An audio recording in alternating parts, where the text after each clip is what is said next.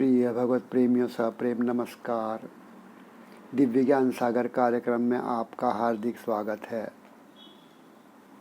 श्री विष्णु सहस्त्रनाम स्तोत्र के पहले भाग में हमने धर्मराज युधिष्ठिर द्वारा भीष्म पितामह से पूछे गए प्रश्नों का उत्तर जानकर अपना शंका समाधान किया। आज हम भाग 2 में श्री विष्णु सहस्त्रनाम स्तोत्र की महत्ता को समझेंगे।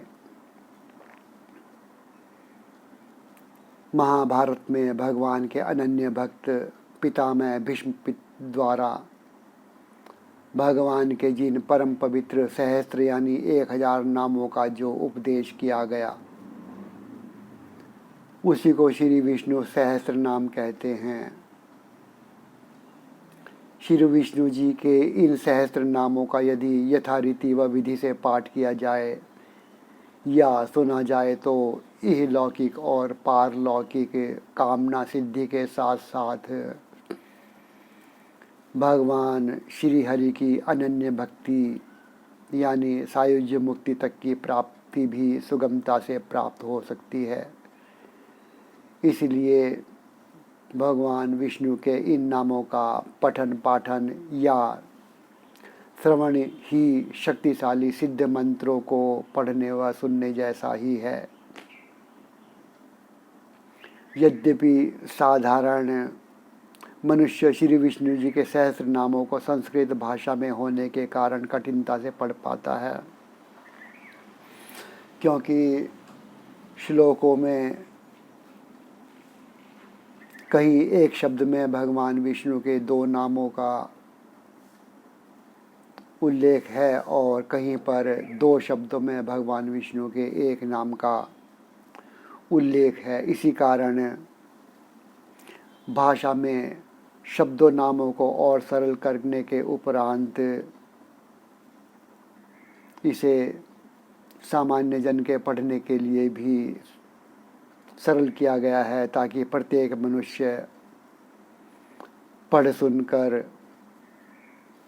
अपना कल्याण कर पाए। श्री विष्णु सहस्त्र नाम का पाठ करने से ब्राह्मण वेदांतों उपनिषदों के द्वारा समझाए गए ब्रह्म तत्व को जानने लगता है।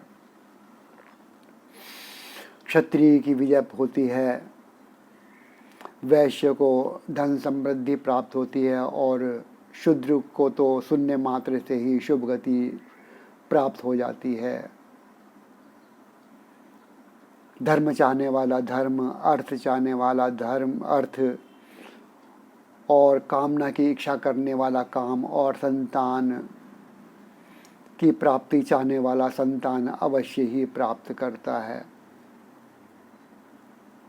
यदि संक्षिप्त में कहें तो श्री विष्णु जी के सहस्त्र नाम पाठ से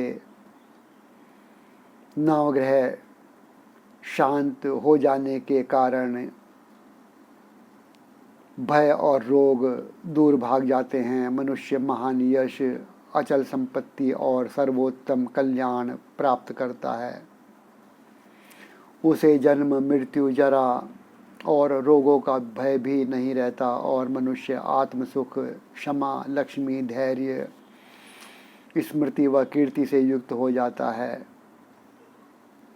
यदि इस पाठ को शुद्ध मन से संकल्प सहित किया जाए तो और भी उत्तम फल प्राप्त होता है। बस आज इतना ही। कल हम यानी अगले भाग में भाग 3 में हम श्री विष्णु सहस्त्रनाम स्तोत्र को सरल से सरल विधि में